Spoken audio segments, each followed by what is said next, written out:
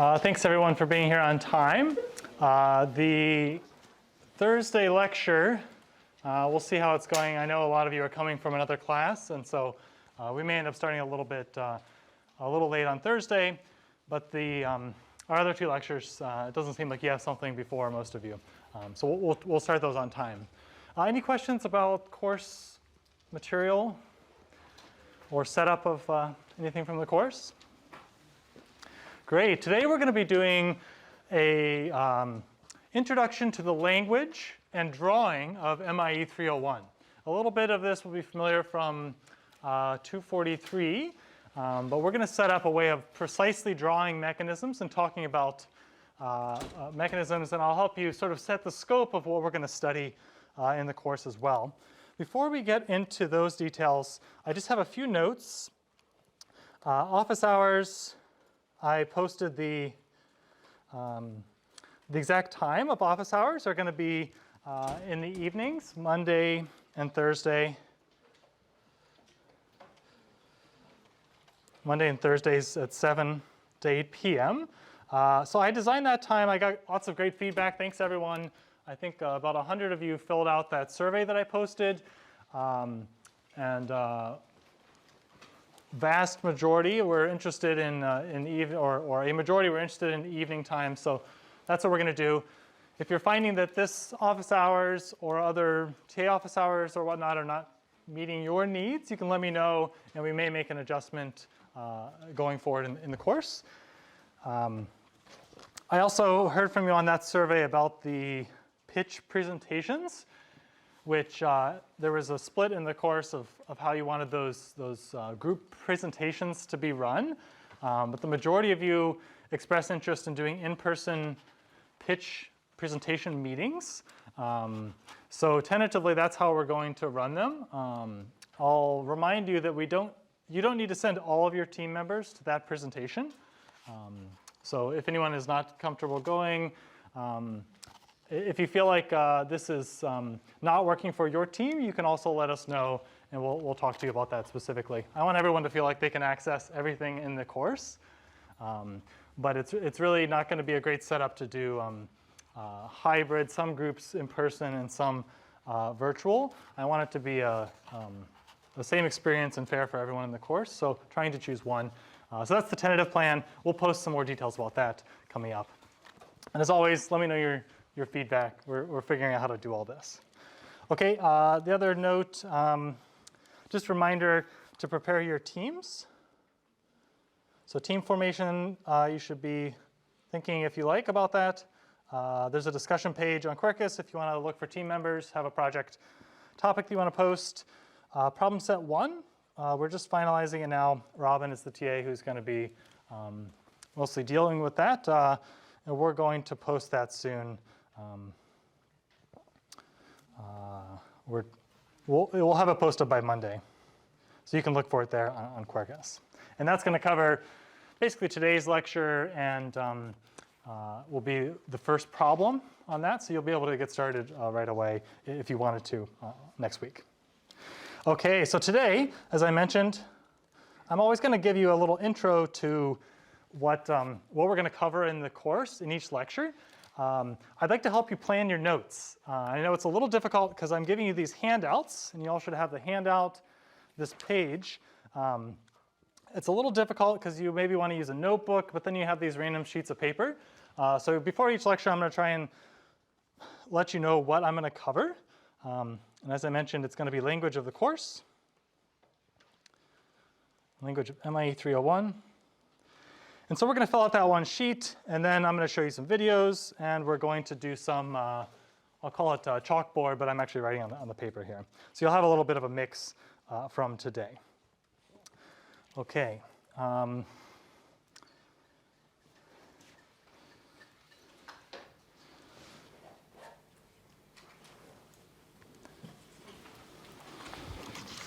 Okay, so this course, MIE 301, it's about machines. So this is the definition of machines that I like. We're going to have connection of bodies. By bodies, we mean links or pieces of material. In MIE 301, we're going to assume that links are solid, so that they're not bending and deflecting. Now, I know that this is not true. We all know that's not true. And this is where this course is going to interface with other courses that you're taking. We're going to assume when we call something a link or a body, it's a rigid link, and we're going to connect them together, and they're going to be able to move that way. As part of your projects, you can sort of investigate that boundary. And if you want to study, for example, how one link is going to yield or break at some point under a certain force, we're not going to study the load inside of these links, but we are going to study the load exerted on the links. And so MIT 301, we're going to have a drawing of each link. We'll call it a free body diagram. And you'll have all the loads, all the forces or moments, the twisting forces on that link. And that's going to be the input to another analysis of the link itself. And that's what you're learning in other courses. And you could do something like a finite element analysis of individual links, which we're not going to cover, but that's the interface. So some machines, it's obvious some things, cars, construction equipment you see all over campus, bicycle, robot, but some things maybe are not that clear whether something's counts as a machine or not, like a door. The door machine, it's just like a hinge, right? So this definition is going to have to be a little bit fluid. Strictly by this definition, a door counts as a machine. A block sitting here on the ground, I don't know, maybe it counts as a machine. It transmits force to the ground, right?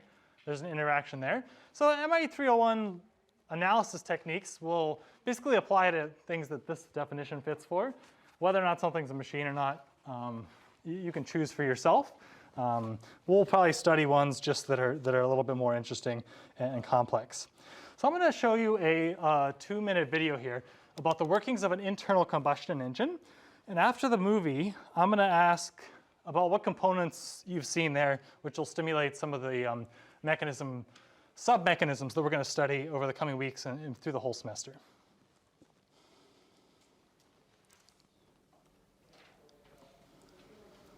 Let's get the sound going here. We'll review the basics of how an engine works and some basic engine terminology. An internal combustion engine needs air and fuel to function. The more efficiently an engine breathes, the more efficiently it will produce power. Now we'll look at the basic components of an engine. The main components of the engine are the engine block and cylinder head. The internal components of an engine include cylinders, the crankshaft, connecting rods, pistons, spark plugs, fuel injectors, intake and exhaust valves, camshafts, and a timing chain or belt. Power is produced in the engine by the four-stroke process. As the piston moves on its first downward stroke, the intake valve opens to allow a mixture of air and fuel to fill the combustion chamber. This is called the intake stroke. Next, the intake valve closes and the piston moves on an upward stroke that compresses the air-fuel mixture. The compression of the air-fuel mixture will make it combust with greater force than if it were uncompressed. This is called the compression stroke. Third, the spark plug ignites the air-fuel mixture, causing it to burn explosively, which forces the piston into another downward stroke. This is called the power stroke. The fourth stroke is the exhaust stroke. As the piston begins its second upward stroke, the exhaust valve opens and the burned air-fuel mixture is forced out of the combustion chamber through the exhaust valves. Okay, so this is an internal combustion engine, and you may be saying, Professor Dillard, this is ridiculous. Internal combustion engines are done. Electric cars are here. And that might be true. But it's an excellent example of a mechanism which has lots of components which exist in all sorts of other machines as well. So internal combustion engine components are going to be great ones for us to study. And we'll be looking for lots of great examples of mechanism components which are in all sorts of different machines. Okay, so what kind of components did we see in there? I mean, there were some which are boring, like the housing, but what did we see as some of the real internal combustion engine components? Anyone? Moving ones, yeah. Pistons? Yeah, pistons. So those are sliding up and down, and they block the gases moving up and down. What else did we see? Yeah. Spark plugs. Spark plugs, yeah. Those are not moving, but they're part of the operation. And what else? Yeah. Crankshaft, yeah. So the crankshaft was connected. It transferred some of that linear motion. It's part of the mechanism which converts that linear motion to rotary motion. Yeah. The valves. Yeah, they're valves. Those are moving, and they're not connected physically to the crank and the piston, but those were going up and down. And in fact, there's a mechanism in there that lifts and closes those valves with the appropriate timing, right? So that has the cams and all sorts going on. Yeah. Yeah, did they mention the camshaft? They showed an image of it. We're going to actually see some videos of camshafts and cams later on, and how those are used in engines and other machines. It didn't really show the details, but the cams controlled that opening and closing timing. They mentioned the timing belt, but they mentioned what it was connected to. Yeah, there's a timing belt. One thing that's connected to is that cam that lifts and closes those valves. So there's a belt, which is some kind of rubber or steel enforced rubber component. Any others that we saw? Yeah? Connecting rod? Connecting rod, yeah. So there's the crank, and next to that was the connecting rod. So the crank and the connecting rod form that mechanism, and that's what converts the translational output from the explosion into the rotation. So that's like the core of the main mechanism in there. Any other that people wanted to see? I think we have a good list. Good list going already here. Okay, so these are some of the mechanisms, and we're going to talk and we're going to draw out some of these mechanisms in today's lecture and starting next week. But before we get in there further, like, what are we really studying here? The course is called Kinematics and Dynamics. So kinematics. This is not a term that lay people use. This is a technical kind of term for engineers or scientists to use. So I'll give you a definition, and I hate doing definitions in class, so like there's not going to be many, but here's one. It's in the name of the course, so we need to know it. Kinematics is the study of the motion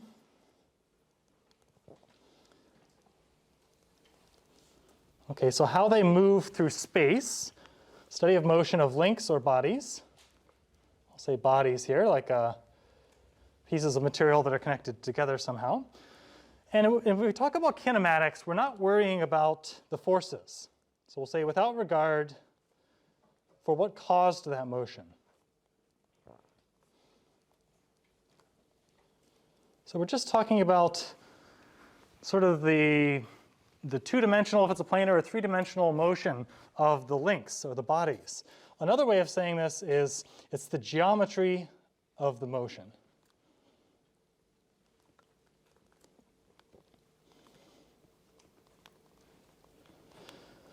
Okay, and oftentimes kinematic analysis is enough. Let's say you wanted to study the motion of that piston going up and down, and you wanted to know how far it moved. And that way you could calculate how much fluid is, or gases are being pushed in and out. Okay, a key part of an engine is that the amount of displacement of that piston. That's a kinematic question. You don't care how the force generates that or how powerful the explosion is. That's a geometric question. That's a kinematic study. And in this course, we're going to start by just studying kinematics on its own, just the geometry. And then the second part of the course, obviously, is dynamics. And I'll ask you for a definition. You took a whole course, right? If you recall, can anyone give me a definition? What is dynamics? Yeah. It's purely kinematics, like it's interested in the motion, but it does have regard for the forces that cause it. Yeah, regard for the forces. So it's the rest of the equation. I mean, one way you could describe what is dynamics, we can be really concise. F equals ma. Right? That's dynamics. It's all there. And everything you learned in dynamics course, and if you take like even a graduate level course on dynamics and you can spend years studying this, like this is it. It's all here, right? That's forces cause a motion. So we'll say this is the study of the causes of motion.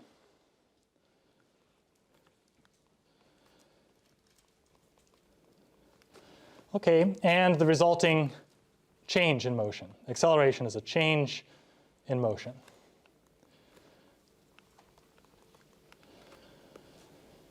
Okay, of links or bodies that are connected together somehow. Okay, so that's our basic definition. We're going to study both of those. We're going to start looking just at how mechanisms move through space, the kinematics. We can trace them, and there's lots of great questions you can ask and answer with that. Then we're going to plug in dynamics and say, explosion gives us 100 newtons of force at this time. How does that impact the speed? How does, can we trace out the speed of that mechanism and calculate what's happening? That's going to be our dynamic study. Okay, so I'm going to show you another video of a machine, and this is going to be an intro to our first mechanism that we're going to study and draw.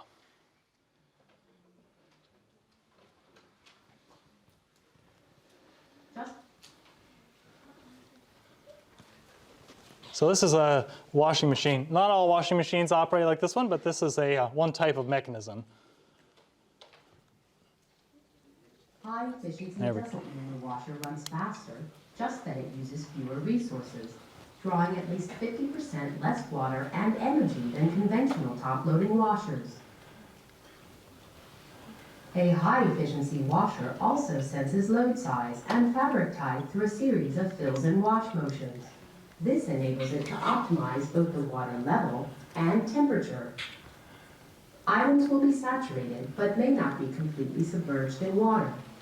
This is normal for a high-efficiency washer and still provides excellent cleaning. You may also notice more movement in the basket as you're loading it. This is normal. A low-water wash system cleans the load effectively and efficiently through the following actions. The unique impeller motion moves items through the water rather than just simple agitation, using the movement of clothes against each other to aid cleaning. The load is moved from the outside toward the middle, with items coming up in the center and down on the outside edges. Okay, so washing machine. Where's the motion coming from? Like, where's the actuator? How's it powered? They don't say, obviously. Yeah? The drum? Yeah, the drum is like where the machine interacts with the clothes, but like what's generating that motion? How do you operate it? Yeah. The rotating discs at the bottom. Yeah, there's rotating discs, so those like convert the motion throughout the mechanism. But I'm thinking like, how do you drive it? Do you like plug it in, or is it gas powered, or? The motor? Electric motor, yeah. There's electric motor powered. And electric motors are almost, I'm not going to say some number, a majority of mechanisms are powered by electric motors. And they're great. You can power by battery. They run, they can be small, they can be huge. They're pretty efficient. So for 100 years and more, they've been a primary way of generating motion in machines. One issue with electric motors, though, is that they work best when you spin them fast and constant. So electric motors are going to be most efficient when you just crank them up and run it. Going back and forth with an electric motor, getting a motion like you see here, right? That thing is not spinning constant. It's doing a shimmy motion. So the designers of this washing machine said, okay, one way we could do that is just connect the electric motor, maybe with a gear to get the right speed, connect it to the drum, and switch the power back and forth. Okay, but that's not an efficient way to run an electric motor. And we're not going to get into motor design and efficiency and whatnot. You could explore that in your project. But washing machines and many other mechanisms, they choose to run the motor constant and use a mechanism to convert that efficient input, constant rotation, to whatever output you want. You want a slider going back and forth? We have a mechanism for that. This one needs one that has an oscillating output, right? A rotational oscillation output. And so here's the mechanism in a washing machine of that type. And this is the core piece that does that conversion. Okay, there's not a whole lot going on here. It's a little confusing because you can't see like all the pieces connected. there's a missing gear up here. You see there's a shaft there that could connect a gear on there. Here's some gear teeth. There's a link connecting over to this other gear. Okay, and one of these gears, the right one connects to the drum, and the motor connects to the, no, that's not right. The right one connects to the motor, constant rotation input, and the drum is going to connect to this gear, which is missing out the top here. So this is the mechanism. It's pretty simple. How many parts are there? There's one missing gear tooth. We'll count that. So we have 3 gears and 1 other link, right? So that's the components inside that. And we have, here's a animation of that mechanism. And here we added the missing gear from that picture. So here's the motor. Actually, it has an additional gear over here. It's not just the single gear. But you see the motor is turning, in this case, the red motor is turning counterclockwise continuously, right? And it interfaces with that gear. The teeth aren't shown here. And that green link, it couples the motion of this input and the output. And in fact, we're going to call that the coupler link. But right, the output gets this motion, and it's an elegant mechanism. It's very simple. And so we're going to use this as one of our foundational mechanisms. And actually, we're going to trace this mechanism through the whole course. We're going to call it a 4-bar because including the ground, there's 4 key links: the output, the input, ground, and then that green coupler. So the 4-bar mechanism, yeah. How large is the actual physical mechanism? How large is it physically? Because that image doesn't really give a sense of scale, so to me it looks like tiny. But So we're going to study that question. How large does this need to be? If you were designing it, does it matter how big it is, or could you make it really tiny and compact to make your washing machine smaller? For this one, I've seen some of these, like washing machines, like 2/3 of a meter or whatever wide, and this thing is, you could hold it in 2 hands. Yeah. Okay, so this is our mechanism. We're going to look at our supplementary note page and look at the motion of this mechanism.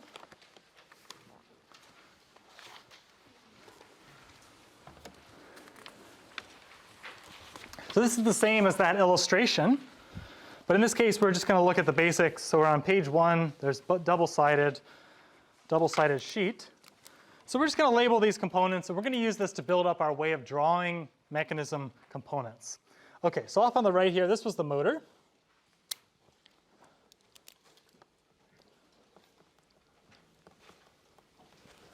That was our motor, and this has a constant rotational input.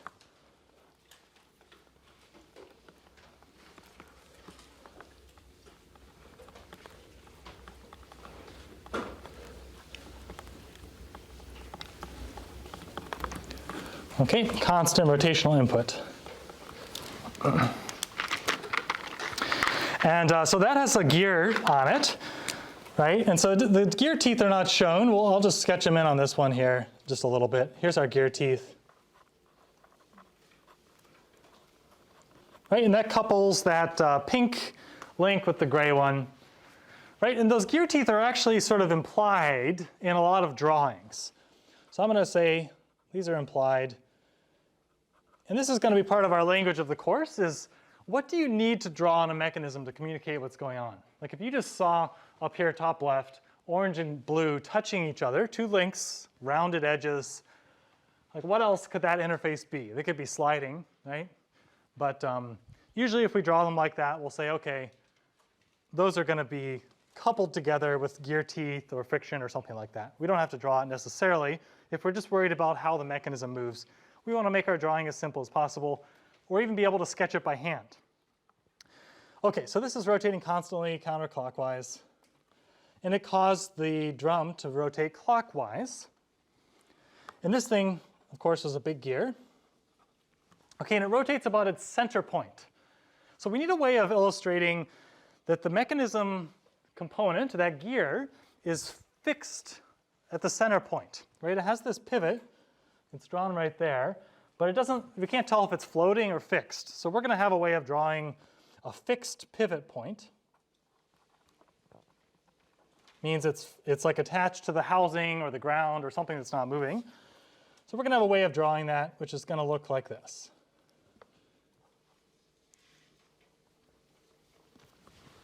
So that's a fixed pivot point. And those little hash marks, the little tick marks, that's going to be our language, which is commonly used in mechanism drawings to illustrate that something is fixed. So if you want to fix something, you can put those little hash marks on it. That's going to be how we're going to draw things. Okay, so that gear is actually rotating about a fixed point. So we'll draw that right in there. Okay, so off on the left-hand side now, we have this blue gear as well. So it's actually a partial gear in the real mechanism, right? They didn't actually include the whole gear because it's only oscillating back and forth. So this is just a partial gear. Okay, we kind of traced out the circle of what it would look like, but that part's not used, so they physically cut it off to make it lighter or cheaper. Okay, and that is also rotating about a fixed point. So we're going to draw one of those little fixed pivot indicators there. And the other two gears already have those. Okay, so this is our motion. And you'll remember the motion of that output is rocking back and forth, right? It was going back and forth like this. And we're actually going to call that a rocker. Okay, and that's not like a strict definition, but it's a common one that we'll use. Calling something a rocker means that it's oscillating, rotating back and forth. Okay, and that link was connected or coupled to, this is like our input now to the mechanism, and this is our output. The pink link was connecting them, and it coupled the motion of input and output, and we're going to call that a coupler. So that's a coupler link there. Okay, and this base one, the yellow one, is kind of artificial, right? In the real mechanism, there wasn't a link there. It was the housing. So that one, sometimes we won't even draw that one. Like if we hadn't drawn that, it wouldn't change the mechanism because these 2 points are already fixed. But if we do draw it, maybe it's nice to indicate that it's just a fixed or a ground link, you could call it. And that's like the housing of the mechanism in this example. Okay, and the ultimate output is not the blue, but it's the orange one, right? There's another gear up there. So this is our output, which is the drum. That's like where the clothes go. And of course, these gear ratios were chosen to get the right amount of motion and the right speed. But that's the output, and it's oscillating. So that's a key term for us. Things which are oscillating. Okay, it's back and forth motion. And oscillations can be linear, like a piston which oscillates back and forth, but maybe more commonly we use oscillating to mean a rotational oscillation. Okay, any questions about our basic drawing? Pretty simple. This one's pretty easy to understand, I think. The links are actually drawn out in their real shapes, except maybe the yellow one. Yeah. What's the rocker pointing to? Like, what are you pointing to with the rocker? The rocker is the blue link. It's a partial gear, and it rocks back and forth. Yeah. Another question? Does the orientation of the fixed pivot drawing matter, or can you like have it in orientation? Good question. How do we draw the orientation of the fixed pivot? Whatever's most convenient. This way is probably the most common, but you can draw them upside down or whatever. That's fine as well. Yeah. Sometimes it'll get in the way in your drawing, and you can be a little creative. Don't go too wild changing it up, or people may not understand. Any other questions about that? Yeah. If you hadn't annotated the picture, would we be able to tell like which, like clockwise or counterclockwise, which way the gears are turning? Yeah. So she asked, can we tell which way the gears are turning? And if we didn't put like that arrow on there, the answer is no. Like we need to indicate that somehow. So that sometimes it's going to matter, or sometimes if you just have a mechanism which is general, you wouldn't draw it. But if it's in the application here, that's probably something you need to put in there. And so this is a tricky thing about drawing and communicating mechanisms, is what do I need to include to make it really clear to my reader? Which also depends on the audience. If you're drawing to me, you can probably make a pretty crappy drawing, and I'll sort of know what you mean a lot of the time. But if you're talking to someone else who just started the course, or someone who's never taken this course, or someone who's not an engineer, like you need to include a lot more information. So think about your audience. Was there another question? Yeah. Hi, is there a reason why those two links are dotted instead of solid? Yes, the question was about these dotted ones, right? Oh, no, the two links, like the 5 links are. Oh, yeah, that's a good question. So, yeah, my drawing has these dotted lines. And that's like, if we wanted to simplify this mechanism further, the drawing, like the shape of this gear is not really that important. I mean, it affects the gear ratio. But if we just want to study the part of the mechanism which converts rotation to back and forth, we don't really care about that gear or the shape and size of that rocker. Okay, and this is where we really think about kinematics, is the geometry of the motion. What's the key part of those links which matters? And that's sort of sketched out in that. Like if we wanted to simplify it, we could do that.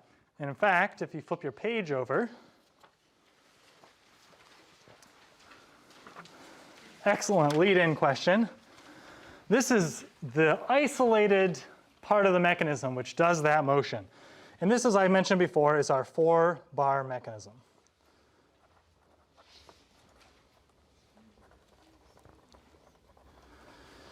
This is our 4-bar mechanism. And if there's one mechanism you're going to get used to, fall in love with, and then get sick of, it's a 4-bar mechanism in MIE 301.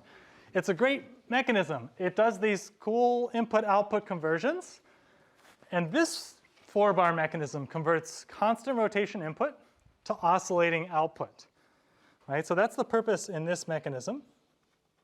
We're going to write that on here. Converts constant rotation, that's our input, to oscillating output.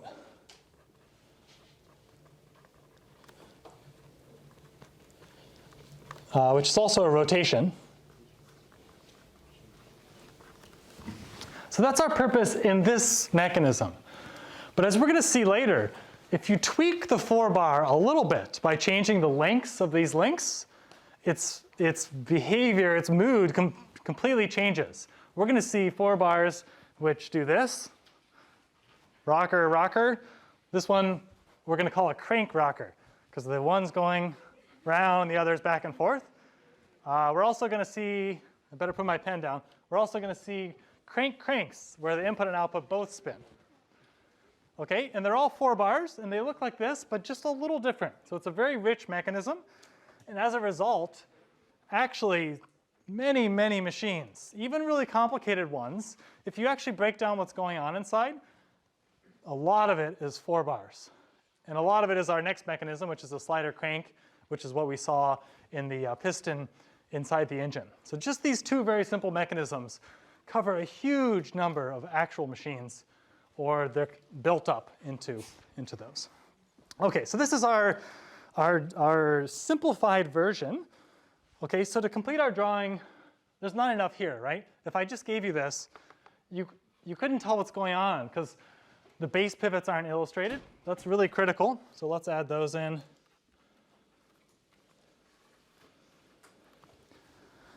Our base pivots, probably we want to say what the input and output are. So yeah, let's give those little arrows. Maybe we want to give some more information about the input. So if we want to do that, we don't have a great way of drawing it. You just need to put a little note. So we'd say, okay, there's a constant rotation input here.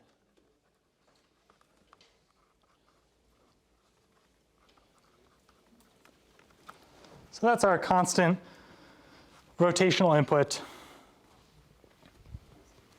Okay, and we drew this yellow link, so we might as well really be clear that that one is just linked to the ground, connected to the ground. Okay, and the last thing we're going to do is we're going to number our links so we can talk about them. Okay, and we're going to have a standard in MIE 301. You can use whatever standard you want when you go out into the world and you'll see other people. But just so we can communicate easily, we're going to call the base, or the ground, is always going to be link 1. So that's our language of the course here. So the ground link exists in every mechanism. Even if you throw a rock through the air, that's a mechanism, a simple one. We could still draw the ground as link 1, and the rock would be link 2 then. And we could express velocity of the rock with respect to link 1. So we always want a ground link because we're going to express position and velocity relative to the ground. That's going to be our link 1. Usually we'll start with the input now. So we'll go 2 as the input link, and then we'll kind of move through the mechanism. There's no rules necessarily. So we'll call the coupler link 3 and the output link 4. Okay, and some other things might be optional you can add on here depending on what the purpose is. So now we think, okay, what do we need to include to make a real drawing for some analysis, right? If we wanted to study the type of crank to rocker input output, this is enough. Like you just need to know the link lengths, geometry, and how they're connected, and this is good. If you needed to know something, let's say we were trying to figure out if one of these links was going to break, or what is the weight of that link? How much load is that going to put on the mechanism? Then you need to add more information. So you do that whenever you need to. But we're trying to get to the most basic so we can draw these really simply. Any questions about our drawing? Yeah?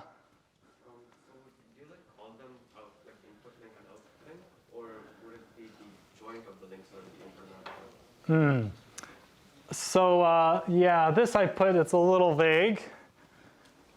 So this maybe, it should really point to like right on the link itself. So the link is the input. The joint, I mean, maybe you could imagine like a motor at that joint in a different mechanism. Then maybe you could say the input's at the joint or on the link. You just need to make it clear what's happening one way or another. Yeah. I agree. What I drew, you couldn't tell whether it was pointing to the link or the joint. Okay, so what we're going to do for our last 12 minutes here is we're going to look at how do we draw these things by hand, and how do we communicate what type of mechanism we have and how it's moving through our basic drawings. So this is going to be the introduction to drawings. Okay, and problem set 1, the first and second problem are always all about this. How do you interpret a mechanism and draw it? So we're going to start by drawing a 4-bar. It was already sketched on that page, but we're going to draw it here and sort of illustrate what the challenges are and see if we can do better. So okay, if I wanted to draw that, I'm looking at my note page. I'm just going to try and like copy this. So there's 2 base pivots, right? And then, and I'll just draw it in the same angles and whatnot. The same configuration is on there. So that was our link 4. Link 2, I'll draw next. So over here. And then there's a connecting link, that's link 2, link 3. And this is where things get a little difficult and depend on your skill. Can you draw nice parallel? Ooh, I'm doing okay, not too bad. Ooh, it's... Right, what do you think about this? Oh yeah, link 1 is down here as well. Like if you just saw this, you'd have some questions about it, I think. You'd say like, okay, link 3, it's pretty parallel, but like is the drawer trying to indicate some shape to that link? Or is it just like a link and it's just, the drawer is just trying to tell you where it is and how long it is? It's a little bit ambiguous with drawings of link outlines, whether you're talking about the outline or just the location in connection between the links. So this you could call like a cross-section diagram or something like that, that is a simplified version of your links, but you actually draw them as full bodies. And maybe you'd need to add some, right, if you're actually talking about the motion, you could label them input, output, right, and just for our purposes, right, these little circles, this is kind of just a note for you, right, these circles always mean pivot points. We haven't really talked about what's going on at those, right, that's how links are connected, and there's something in there, right, these allow rotation between two links. And there's physically in there, there's like a pin or a bearing or something, right? In a real mechanism. So there's some kind of bushing or bearing or pin in there that allows that rotation, which we're not going to get into the details of that until we talk about force transmission between links later. Okay, but this is one way of drawing mechanisms, and this is okay. So like the advantages of this type of drawing,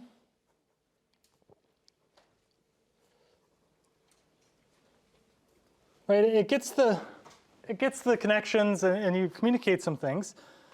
And I think this is easy for non-engineers to understand. Like you drew the links out. You could show this to anyone and tell them this is a mechanism, and they could. I think many people would figure out that those are rotational joints and things.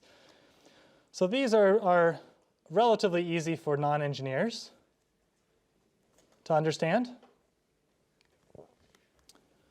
Maybe or maybe not. The drawing, like a CAD drawing would be like, if you really want to explain something complicated like that, people can really, just at a quick glance, understand what's going on. But for a simpler drawing, maybe this is a good one. But a real downside is that there's extraneous information, like the width of the links. Maybe we don't want to talk about that right now. So, and the shape of the links. So there's extraneous info on here. Okay, and especially if we're just studying kinematics, the geometry of the motion, we usually don't want that information on our drawing because it makes it unclear and it makes it much harder to draw. I think this is kind of hard to draw. My drawing skills are, I'm still working on it. So I really want a simpler way. And you need a simpler way too, that you can sketch something out quickly and just have the basic info on there. So I'm going to teach you I'll call it our bread and butter method of drawing kinematic representations, which we're going to call, we'll have a couple names for it, a stick diagram representation.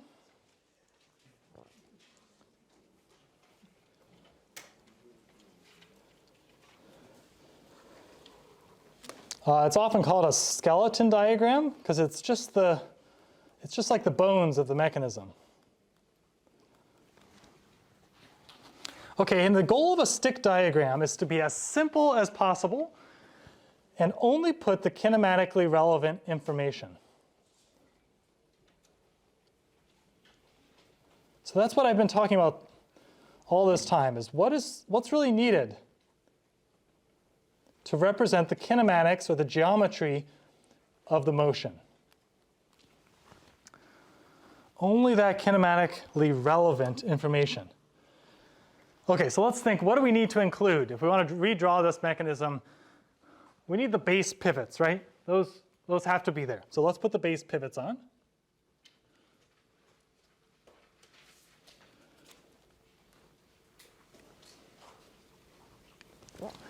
Okay, oh man, I'm right off the page. There we go. So there's our base pivots. What else do we need? The location of those turning points, those have to be there, right? Like these pivot locations, those have to be there. So that's pretty simple. So we're going to draw those the same way. I'll just put them floating up in space now. Okay, what do we need to know about the links themselves? We need to know how they're connected and their lengths, but not anything else, right? That expresses the geometry of how the mechanism moves. So just the kinematically relevant info about those links is just their length. So we're going to do a really simple drawing. There's link 2. It's just a line. It connects those two pivots. Okay, so that's how we're going to draw simple links. It's just a line. And all these links are pretty straightforward. They're just connected at their ends.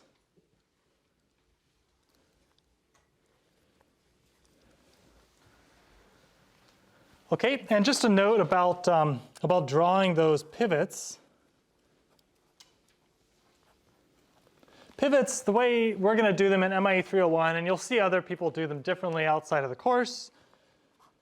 So you just need a way of doing it clearly when communicating to the wider world. But for our course, we're going to draw pivots. I'm going to draw a nice big one as a circle. And if you connect it, it's going to look like that. So that's like a pivot. Here's like link 3 and 4 from some other mechanism. right? The pivot is open circle, and it has these coming out. And that is our way of drawing that rotational connection. Okay, if it's filled in, that's going to express something different. Later on, we're going to fill in some of these, and any additional like filling we're doing indicates that something's fixed or locked together. So you don't want to do that. If it's pivoting, just do it simple and do it this way for communicating in our course. Okay, any questions about our skeleton diagram? Yeah. Sorry, just in the previous drawing, why did you label the joint or one of the pivot points as 1? The question was about this pivot point labeled 1. 1 refers, the numbers are link numbers. So 1 refers to the ground as link number 1. Even when it's not shown? Yep, we didn't show the ground, but the ground is number 1. And the ground is connected everywhere. So that's 1, and on the right side is also, it's also 1 over there. And it's kind of implied, right? You could sketch it in there, but usually we don't because it's simpler. Okay, just give us 2 more minutes to answer some questions, and then we'll be done. Yeah. Do you have to write the 1? You need to be clear. So you can number them. If you refer to link 1, you probably want to write it. Yeah. Yeah. Guys, let's just finish these last 2 questions. Is the input link always 2 is the question. That's kind of a nice convention, but you don't have to. And sometimes mechanisms it won't be clear what the inputs are, or multiple inputs. Okay, next time we're going to look at some other mechanisms and continue our stick diagram representations.